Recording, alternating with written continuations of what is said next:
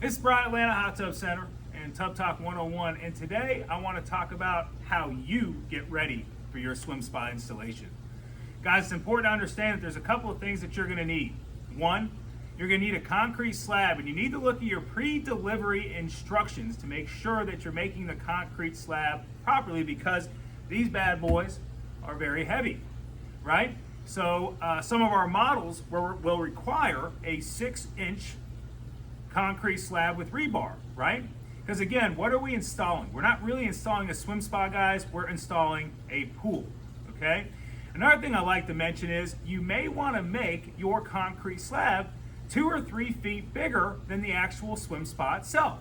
Reason being is when you take the cover off to your swim spa, right, you're going to have to walk down the side of the swim spa, and instead of walking in the grass and tracking all that into your swim spa, you're walking, right, on the concrete. And same when you get out. When you get out to put your cover back on, you don't want to track all the grass and dirt inside of the home. So just a little tip for you there. You'll need a 220 volt line for the hot tub, because all swim spas run on 220 volts. Some run on 50, some run on 60. You'll have to refer to your pre-delivery instructions and your dealer to get that information. But it's important that you have a breaker in the inside of the home, right? You run your wire up to the outside of the home.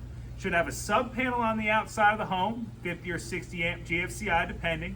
And then you need to make sure that the electrician runs the whip from the sub panel out to the swim spa. Because if they don't run that whip, there isn't anything in the swim spa that's going to come out of the swim spa and connect to that sub panel.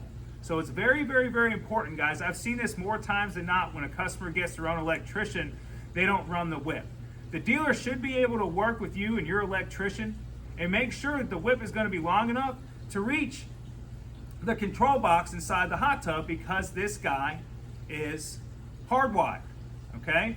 And number three, you want to be ready for a crane, guys, because most of these swim spas really need to be delivered by crane. Yes, I've seen numerous things on social media. We've done it once or twice ourselves, where you can put them on PVC pipes and kind of roll it up underneath a carport or something along those lines in a garage. But more times than not, you're going to need a crane to get it from point A to point B, because these are extremely heavy and they're not cheap, right?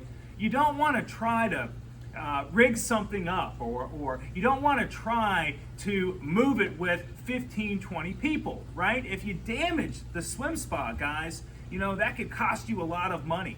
You're just really better off just hiring a crane company up front. And there's a lot of companies that work with actual crane companies to help drive that price down, to make it easier on you to get your swim spa installed.